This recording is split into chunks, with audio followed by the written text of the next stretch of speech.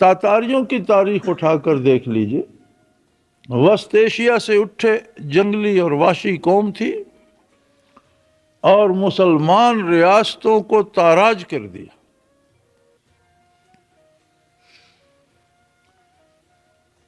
کم و بیش بعض نے 122 لکھا ہے اور بعض نے 142 لکھا ہے۔ ایسے علماء حق تھے جن کے مریدوں کے حلقے لاکھوں تک وسیع تھے اور جو اللہ کے دین کی اشاعت کرتے تھے، جو تاتاریوں کے دربار میں پا بجولاں شہید کیے گئے، جو لڑائیوں میں شہید ہوئے، شہروں کی تباہی میں تباہ ہوئے۔ بغداد ایک ایسا شہر تھا جو علم کا سمندر تھا اور بڑی بڑی لائبریریاں تھیں۔ تاتاریوں نے دینی لائبریریاں اٹھا کر دریا برد کر دیں، اور مورخ لکھتا ہے کہ 6 مہینے تک دجلہ کا پانی جب وہاں سے گزرتا تھا تو بڑی دور تک سیاہ ہو کر بہتا تھا، کیونکہ اس زمانے میں آج کل کی طرح چھاپا خانے نہیں تھے، روشنائی سے، قلم سے اور ہاتھ سے کتابیں لکھی جاتی تھیں۔ تو اتنی کتابیں دریا برد کی تاتاریوں نے کہ 6 مہینے تک دجلہ جیسے عظیم دریا کا پانی سیاہ ہو کر بہتا رہا۔ خون انسانی اتنا بہایا تاتاریوں نے کہ ہر جرنیل شہر کو تباہ کرنے کے بعد اس کے بعد شہر پناہ کے بعد دروازے پر سروں کے مینار بنایا کرتا تھا کہ کس کا مینار اونچا ہے، اور اس بے دردی سے قتل کرتے تھے کہ اگر کوئی حاملہ عورت قتل ہوتی تو اس کے پیٹ سے بچہ نکال کر اس کا بھی سر کاٹتے کہ چلو کچھ تو مینار میں یہ بھی کام دے گا۔ لیکن ہوا کیا اسلام مٹ گیا؟ جو جبر، جو بربریت، جو ظلم تاتاریوں نے کیا، اس سے یہ نظر آتا تھا کہ اب اسلام کا نام لیوا کوئی باقی نہ رہے گا، لیکن وہ ایسا قادر ہے کہ اس نے انہی تاتاریوں کو نور ایمان عطا کر دیا۔ مسلمانوں پر یہ قیامت کیوں ٹوٹی؟ ہماری طرح ان کے اعمال بگڑ چکے تھے، ان کے دلوں میں خلوص نہیں رہا تھا۔ کتابیں تھیں ہدایت کے لیے نہیں، مناظروں کے لیے اور ایک دوسرے کو شکست دینے کے لیے رہ گئی تھی۔ اور جب تاتاری فوجیں بغداد شہر کا محاصرہ کیے ہوئے تھیں تو شہر کے اندر اس وقت بھی مولویوں میں مناظرہ ہو رہا تھا کسی معمولی سی بات پر۔ یعنی عالم یہ ہو گیا تھا کہ مسلمان فرقوں میں بٹ گئے تھے اور چھوٹی چھوٹی باتوں پر آپس میں لڑنا، مناظرے کرنا، ایک دوسرے کو مارنا، ایک دوسرے کی مخالفت کرنا۔ جہاں کوئی کافر فوج آتی، آدھے اس کے ساتھ مل جاتے، آدھے مقابلے میں مار کھانے والے ہوتے، پھر ان کی باری آ جاتی۔ خلیفہ بغداد نے معاہدہ کیا تاتاری سلطان کے ساتھ کہ مجھے قتل نہیں کیا جائے گا تو میں شہر تمہارے حوالے کرتا ہوں۔ اس کے وزیر نے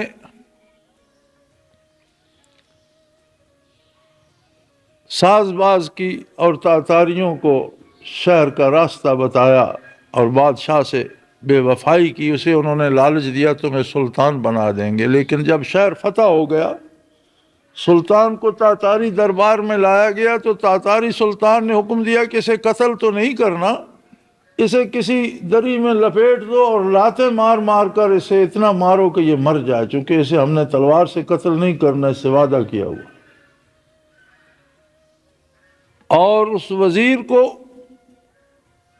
اس نے یہ کہہ کر قتل کروا دیا کہ جس نے تجھے وزیر اعظم بنایا اور ساری سلطنت تیرے حوالے کی، اس سے تو نے دھوکہ کیا، میں کس اعتبار پر تجھ پر اعتماد کر لوں؟ اگر میں تجھ پر اعتبار کروں تو میرے ساتھ بھی دھوکہ کرے گا، اسے بھی قتل کرا دیا گیا۔ لیکن کیا اسلام مٹ گیا؟ نہیں۔ علامہ مرحوم نے کہا تھا پاسباں مل گئے کعبے کو صنم خانے سے۔ یہی تاتاری لشکر جب دربند پہنچا، چھوٹا سا شہر تھا دربند، حضرت خواجہ دربندی رحمۃ اللہ تعالی علیہ اپنے زمانے کے غوث تھے،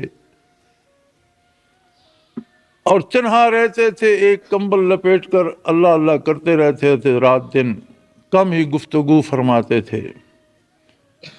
لوگ حاجات لے کر جاتے تو آپ کوئی سا کاغذ جو اخبار کا تراشا یا کسی ڈبیا کا ٹکڑا یا کوئی پرزہ جو نظر آتا وہ اٹھا کر دے دیتے، یہ پہن لو، یہ پی لو، یہی تعویذ ہے، اور اسی سے اللہ شفا دے دیتے تھے۔ جب دربند لشکر پہنچا، ہلاکو خان خود سربراہ تھا، اور ہلاکو خان کا نام چنگیز کے بعد ہیبت کا نشان بن گیا تھا۔ جنگل سے گزرتے تو جنگلی جانوروں تک کو قتل کرتے جاتے، کسی پانی کے ذخیرے سے گزرتے تو اس میں زہر ڈال دیتے، آبادیوں کی آبادیاں تاراج کر دی۔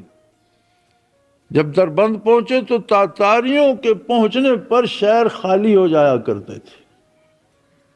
شہر کی خبر لی گئی تو اس کے ایک جرنیل نے کہا کہ ایک بزرگ ہے، ایک مسجد میں بیٹھا اور ایک بندہ ہے اس کے ساتھ، باقی شہر تو خالی ہو گیا۔ تو ہلاکو خان نے حکم دیا اسے گرفتار کر کے لایا جائے۔ اس میں اتنی جرت کہ ہلاکو کی آمد کی خبر سن کر ابھی بیٹھا ہے۔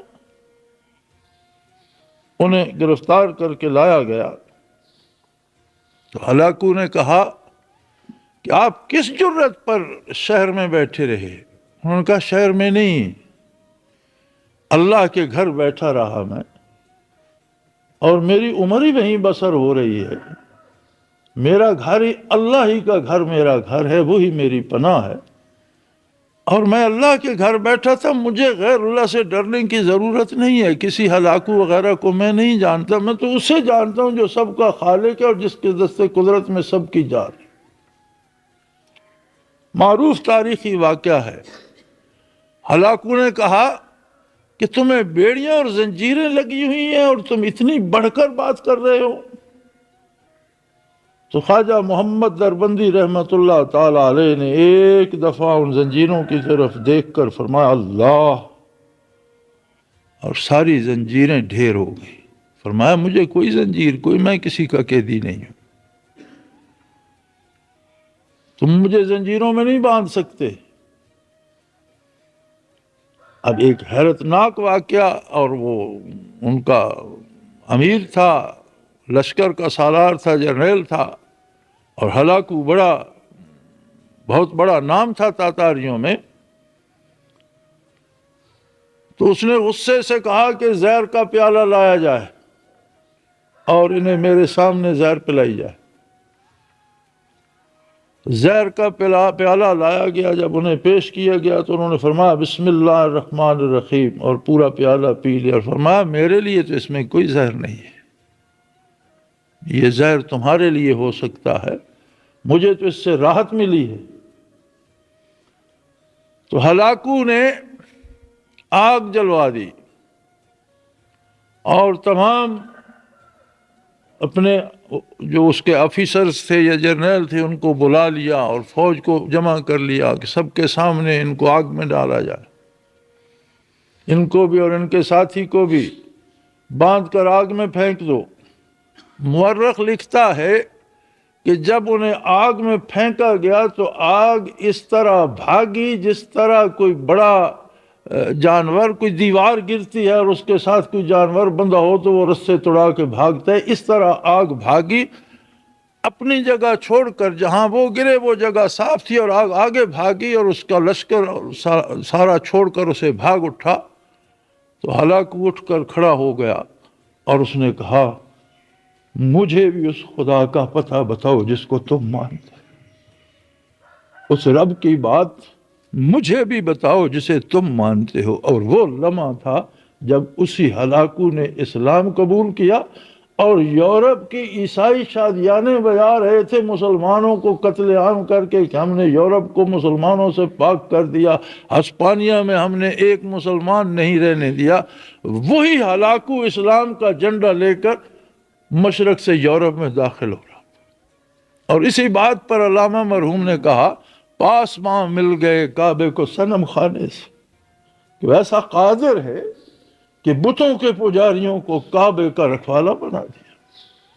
مسلمانوں نے وفا نہ کی دین سے، اللہ کے پیغمبر سے، اللہ کی کتاب سے اس کی سزا پائی، اور وہ قادر ہے عسیٰ یات اللہ بقوم، وہ قادر ہے تمہاری جگہ کسی اور قوم کو کھڑا کر دے، یجاہدون فی سبیلہ یقاتلون و یقتلون، ایسے لوگ جو اس کی راہ میں جہاد کریں، جو قتل ہوں بھی قتل کریں بھی، لا یخافون لومۃ لائم، وہ دنیا کے پراپیگنڈے کی پرواہ نہ کرے، یحبونہ و یحبہم، ایسے لوگ جنہیں اللہ محبوب رکھتا، اور ایسے لوگ جو اللہ سے عشق کرتے ہوں، تم نہ صحیح تو اور پیدا کر دیں گے، اس کا کیا ہے، تم نہ صحیح تو چاہنے والے اور بہت، ترک تعلق کرنے والوں تم تنہا رہ جاؤ گے۔